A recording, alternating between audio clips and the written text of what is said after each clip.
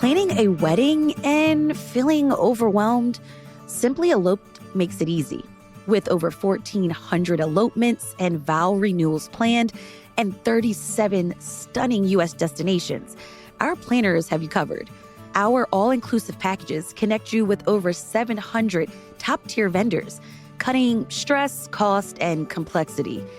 Your love story deserves ease. Let us handle the hard stuff. You just show up and say, I do. Start at simplyeloped.com.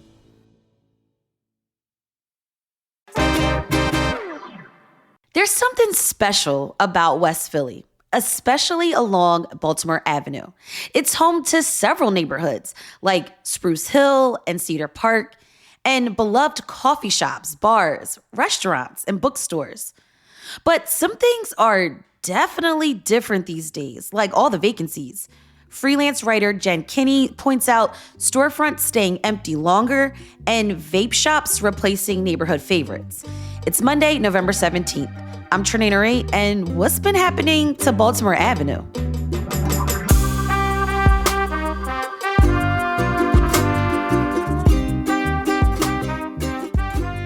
Jen, it's so good to see you again. Yeah, great to see you, Trinaina. I love your article about Baltimore Avenue because it took me back. Because I've been around for like 20 years on up and down these streets. And I love going to Local Pez during karaoke nights, having lunch at Dora Bet, usually when it's like really, really quiet, and dancing the night away at Dalak when DJ Foster is spinning. And you can catch me at Cedar Park sitting in my chair during jazz nights on Friday nights. And first off, I want to just like figure out what parts of Baltimore Ave we're talking about.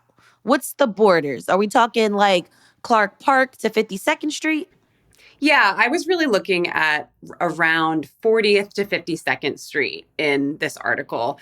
I think that feels like sort of a cohesive part of the neighborhood. Further east or further west, you're kind of getting into a different zone. But 40th to 52nd is really where I focused. How would you describe what Baltimore Ave is, or kind of the vibe? What do you tell someone when you're describing these neighborhoods? Well, I really loved the way that one of the people I talked to in my story put it, which is that like Baltimore Avenue at its best kind of feels like this big house that we all live in. And you move from, having coffee in the morning at Green Line, and then you can go have lunch, like you said, at Doro Bet. And then you're hanging out with your friends watching the game later at Dalek or Gojo or Renata's or Booker's. Like there's so many places that I think people feel comfortable enough. You can spend an entire day just up and down Baltimore Avenue, getting your groceries at Mariposa.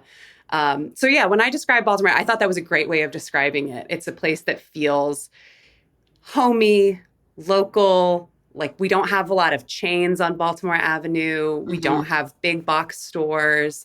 Most of the spaces are pretty small row homes, and the businesses are just on the first floor of those row homes. So yeah, I feel like it feels intimate is something I would say about Baltimore Ave. Well, what made you actually write about this corridor? So I live near Baltimore Avenue now. I've lived by it for a while now. And I feel like there's always been some conversation in my circles about like people love Baltimore Avenue. They feel really protective of it. But also it's like a parlor game almost that like even on the infamous West Philly Facebook group, it comes up every few months. Somebody asks, what would you like to see on Baltimore Avenue? And people just have dozens of things on their wish list. What are they saying? They say they want a bakery. They want, a butcher shop, I've heard. More like little shops that aren't restaurants or bars or coffee shops. So like there used to be more of a thrift store on one corner and that closed. So people say, yeah, we'd love to have a thrift store again. There used to be a kids store. There was Once Upon a Child, I think it was, that was there, and that's closed. So people say stuff for kids, more like local wares, things that you could, go shopping for on the Ave. Some people, it's funny, this one is divisive. Some people say more cocktail bars or like a wine bar. Some people are like, no more bars. We have enough of them. A hardware store has come up. I mean, a bunch of things, like practical things, but then also like, yeah, aspirational things. I think a lot of it is like seeing that there's a lot of new bars and restaurants opening in other parts of Philly and saying, Baltimore Ave has a lot of great stalwarts that have been there a long time, but we don't get the same amount of like new things opening up constantly. Do you get a sense that Baltimore Ave is disappearing or things are changing and maybe not in a good way? I wouldn't say disappearing.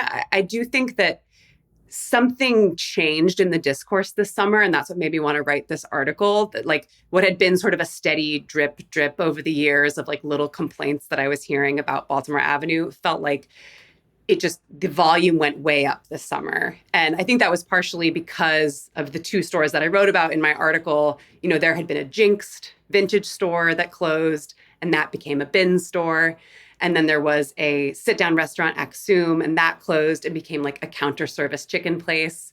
And for whatever reason, these were like a straw that broke the camel's back, it seemed. And suddenly I heard a lot of people observing the same thing I was, that, you know, it seems like actually a lot of businesses have closed recently in Baltimore and across a huge, you know, they weren't all high-end stores and they weren't all, you know, cheaper places. Like there was a really big range of types of businesses that were closing.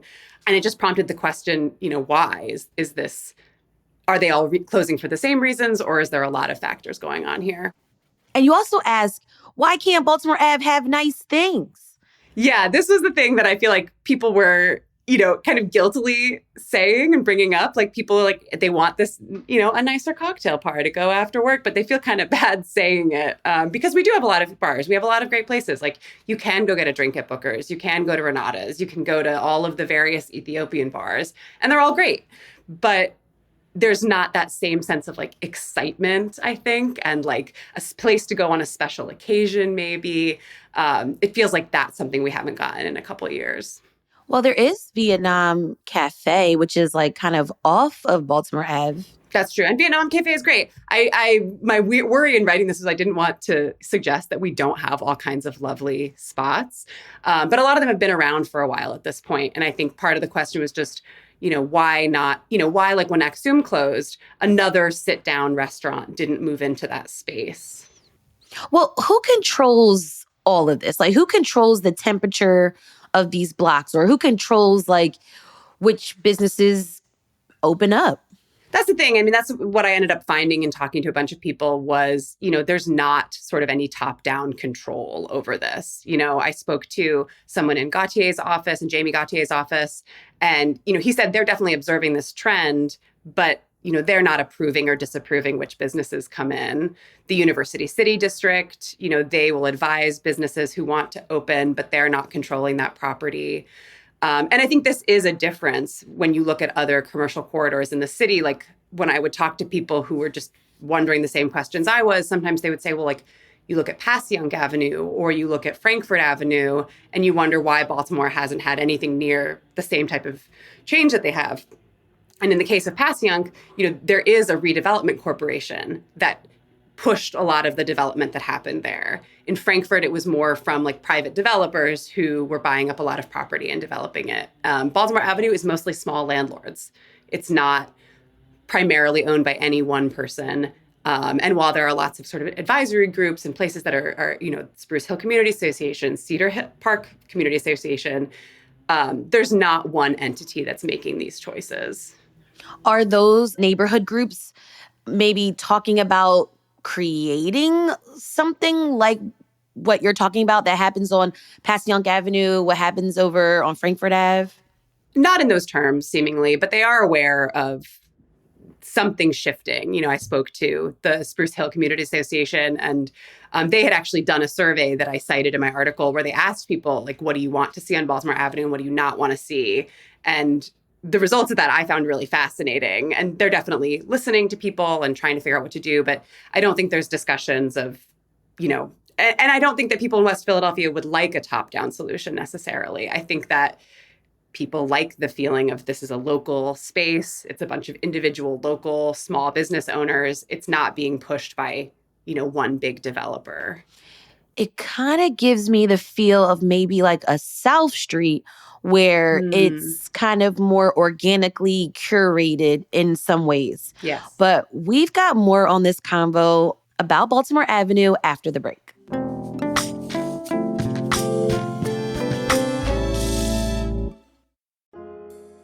Art Star represents local artists and crafters through their retail shop down in Old City and various bazaars and markets throughout the year. Their next event, the Holiday Art Star Craft Bazaar. It's happening November 22nd and 23rd from 11 a.m. to 5 p.m. at the Event Center at Rivers Casino, featuring more than 80 curated craft vendors selling a variety of handcrafted goods that will be perfect for holiday gift giving. There's going to be make and takes, food, drinks, a raffle, and tote giveaways. Make sure you're there at 11 a.m. and 3 p.m. They're giving away 75 free totes each day. There is a $3 entry fee from 11 a.m. to 4 p.m., but it's free in the last hour from 4 p.m. to 5. Kids under 12 are free all day, and there's free parking on site. Learn more at artstarcraftbazaar.com. Guess what? CityCast has some news. I'm Sean McPherson, the host of CityCast Twin Cities. And I'm Jane Sihu, and I'm the host of CityCast Seattle. Hey, if you have a friend in one of our cities, can you text them for us?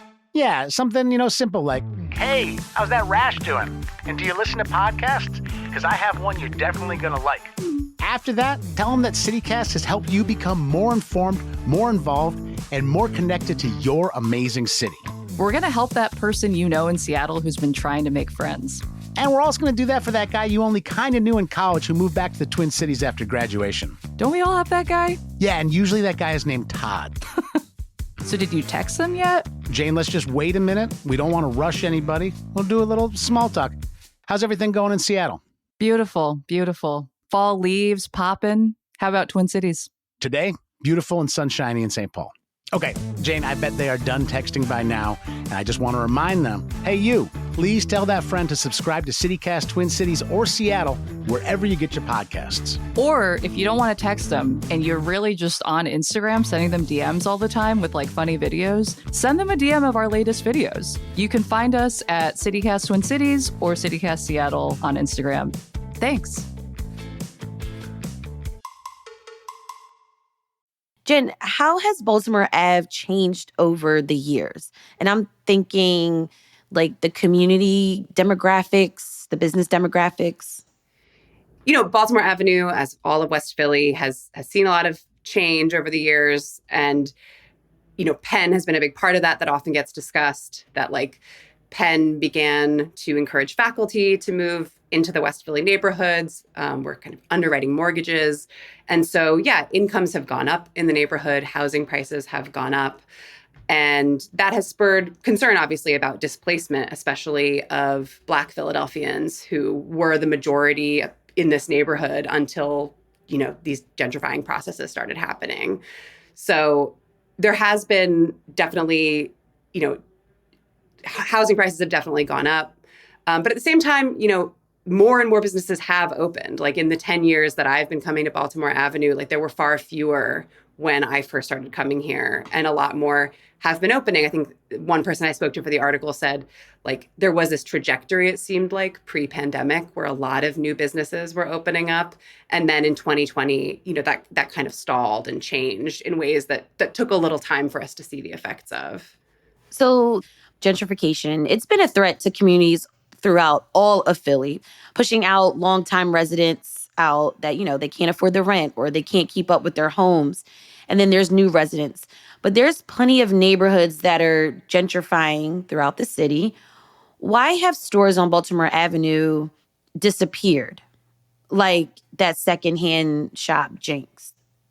Yeah, what I found in talking to people was like there was no one reason for all of these stores closing, but there were some buckets. So like Jinxed was part of this one bucket of, these are like little treats stores, right? Like you don't need to get your vintage candlesticks. You don't need vintage clothing necessarily, but people like it and they like to shop for it at a local chain. Sure. So Jinxed, what I learned is that they closed because of low foot traffic. And I heard the same thing from the owner of Spruce Hill Provisions and the owner of Ceramic Concept, which were both stores that opened up in like around 2020, 2021, and said that at first they were doing quite well. They thought in part because people are at home, They are not spending their disposable income on all kinds of things they might ordinarily pre-pandemic. So at the end of the day, when you need that little treat, you're going to your little treat shop. And then once things opened back up, the economics changed. People weren't coming in as much. They just had a real drop off in customers. And the price of goods had gone up so high because of inflation that it was just harder to stock the kinds of things that they were selling. But with Jinx, though, which is, I guess maybe something interesting to look at, is that it's over on Main Street in Manayunk. So how is it able to survive a completely different neighborhood? Yes, so this is a great question and gets into one of the other buckets that I found is that Baltimore Avenue, despite being like our main commercial corridor right here, is in some ways like a bit of a strange commercial corridor. These are long blocks. Some of them are broken up by long stretches of housing. And people aren't, for the most part, going sort of through Baltimore Avenue onto another neighborhood. It's like you have to make the choice that you're going to Baltimore Avenue. And a lot of people just aren't making it a destination. So it ends up being primarily people who live in that neighborhood who are shopping there. And at some point, like, we can only all buy so many little treats, before we're treated out. Totally. Okay, so let's talk about this idea of these vape shops that pop up. Do you get a sense that the community wants the vape shops? Because I know that vape shops are pretty controversial right now in Philly and different neighborhoods throughout the city. So what kind of sense do you get? Have people welcomed vape shops, or have they been kind of like, yo, what's going on? Like, why is there another vape shop coming up? That's more of what I heard was the latter. And especially, again, West Willie is like a big Facebook group that a lot of people belong to here, and a lot of commentary about the neighborhood happens there. And this was one of the things I started picking up on was people were just constantly saying, why another vape shop? In some cases, like there'd be a vape shop and then another vape shop would open up next door to it. And in the case that I'm thinking of, these two vape shops opened and then one of them closed within like a couple of months. So I heard from a lot of people that they just felt like, one, it's like not really contributing in a sense to the commercial corridor. It's like not a place to hang out. There's more of them than we really need.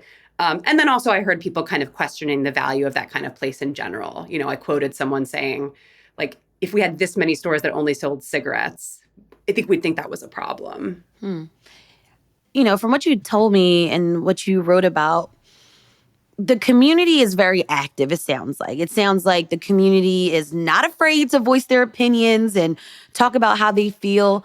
Are businesses, though, that are currently on Baltimore Ave talking with each other? And, like, do you get a sense of, is there a community within the businesses? Yeah, there definitely is. And I know that at various times there has been a more or less active business association for Baltimore Avenue. And one of the people I spoke to had previously been a part of that. And she said, yeah, like she's talking to other business owners. She wants to have more conversations about getting support from UCD, the University City District, or from council members. So there's definitely conversation happening. I don't think I'm the first person to point this out. A lot of people have been asking this question the past couple of years. Does the experience of Baltimore Avenue indicate anything about maybe a larger story of a changing commercial corridor in Philly, or any lessons to be learned? That's a good question. I didn't like broaden my reporting to that extent, but I did have this. I wrote that article over the summer and it took a little time to come out. And in the weeks since, I was just noticing as I was walking around the city, like even today, I was coming from an appointment and I noticed that, two side-by-side businesses that I used to sometimes stop in Center City, a kitchen store and like a pet shop had closed. And just noticing bigger economic trends obviously are affecting all of this. I think on Baltimore Avenue, it intersected with like an older discourse around gentrification and displacement and sort of what do these different groups of people who all live in this neighborhood want it to be. But I think you're right that the economic trends of these types of businesses, not doing so well, and small businesses in general not doing so well right now, is definitely not unique to Baltimore Avenue. Do you see a sense of movement in any direction? Are we going to continue to see stores closing, or do you hear maybe business owners saying, well, you know what, if things don't get better soon, I'm going to have to close my doors? Or do you get a sense like, oh, like, did you hear that so-and-so is going to move into that storefront up the block? Yeah, I mentioned a couple examples in the story of like there have been a couple great little new businesses opening up. There's like a new clothing boutique. There's like a game shop opening up. I mentioned there's like a chai place that at the time I wrote the article hadn't opened yet, but now is open. That's exciting. I think part of what we did see this summer is just the long tail of these pandemic disruptions. You know, something I was thinking about is like, you know, during 2020, I lived in a place where I could see Baltimore Avenue. And I remember watching as the bank and the liquor store were like boarding up their windows. And a lot of businesses are putting signs on their windows that say Black-owned business, you know, to discourage people from trying to break in. And like, it's only been a few years since then. So I think it makes a lot of sense, actually, that we've seen this wave of change happening. I feel pretty hopeful that something new will come in. I do think that there's like an interesting dynamic going on. Like I said something in the piece about, it seems like people are worried, is Baltimore Avenue getting more gentrified or is it in decline? And I think that sometimes those can go hand in hand. Like, you know, this nice new apartment building that people were kind of upset about opened on the corner of Clark Park, and people were sort of seeing it as the symbol of gentrification and how terrible this was. And now it's empty on the first floor, and it's sat empty ever since it opened. I think seeing that kind of money and investment come into the neighborhood but not provide benefits to the people who live there is what people get upset about. But there are a lot of small business owners and locals who want to open businesses that I think I hope that we'll, you know, see a wave of new things opening up in the coming years. Do you know if there's any like red tape to like get the key to a storefront and open a business? I mean, I'm sure that there is. Like, I know that when I've talked to people, like there's just immeasurable hurdles to opening a small business. It's really expensive. There's little support. There's not a ton of grant funding for it. A lot of these buildings are kind of old. So if you want to open a restaurant, you know, either the business owner is going to have to invest in building out or updating a commercial kitchen, or the landlord is going to have to do it. And those can be just enormous investments. So I think that's a huge factor, just the sheer cost of opening something like this. And then the cost of keeping it running at a time when, you know, prices are very high. I was really hoping that I would come up with some answer as to like why this was happening so that we could then make it stop, you know, and find ways to support more small businesses to open on the avenue. And I really didn't come up with any one answer, but I think what I found was just how prevalent this conversation was and how many people were talking about it, business owners, customers, long-term neighbors, recent arrivals. It was just like on everybody's tongue, and finding out, you know, whether that was responding to something real or that was just a sensation that we were all having in the moment was really interesting to do. That's Jen Kinney, freelance writer here in Philly. Thanks so much, Jen, for being on CityCast Philly today. Thanks for having me.